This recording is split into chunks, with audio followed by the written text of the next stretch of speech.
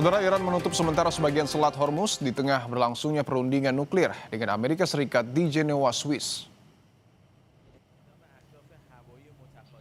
Media pemerintah Iran menyebut penutupan tersebut dilakukan sebagai langkah pencegahan keamanan seiring latihan militer Garda Revolusi di jalur pelayaran strategis itu. Selat Hormuz merupakan jalur laut vital yang menghubungkan negara-negara produsen minyak mentah di Timur Tengah dengan pasar global.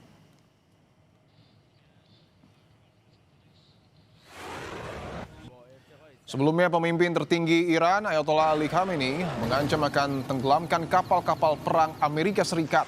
Ancaman itu dilontarkan Khamenei di tengah berlanjutnya negosiasi nuklir di antara kedua negara.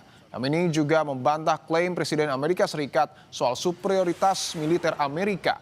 Menurutnya, kekuatan militer terkuat di dunia pun bisa dihancurkan hingga tidak bisa bangkit lagi.